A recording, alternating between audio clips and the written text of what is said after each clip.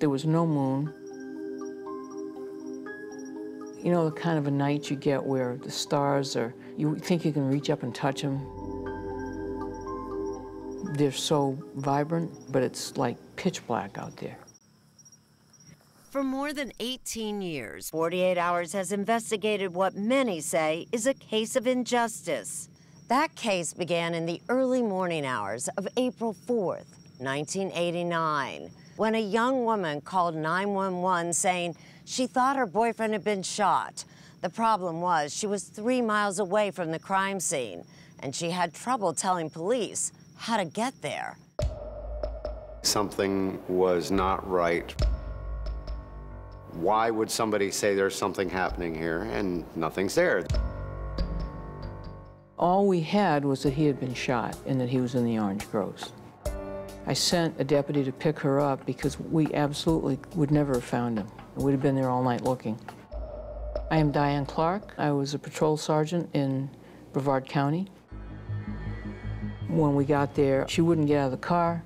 She remained in the vehicle out here and refused to walk down there. You don't want to see him? You don't want to know his condition? There's something wrong with that. It was a young white male laying on his side with his hands bound behind his back. The male victim was Chip Flynn. He had a bullet wound. There was blood on the right side of his chest. We have a gun on the ground that we don't know who it belongs to. He was conscious? Yeah, speaking very clearly, just said, "Get me out of here." Who shot you? Just take me home. God, get me out of here. Could you at least tell us which way he went? Who did this to you? He won't tell us. This is so not typical, it defies explanation. My name is Mark Rixey. I was a road patrol deputy for the Brevard County Sheriff's Office. All of a sudden, his breathing got shallow. All of a sudden, you know, he deteriorated really quickly.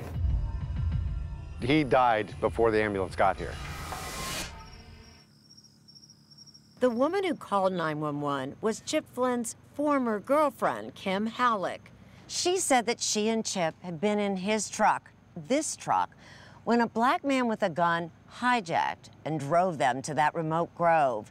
She alone managed to get back into the truck and escape, driving those 3 miles to Chip's friend's home. They needed someone to put that murder on. And Crosley Green fit the bill.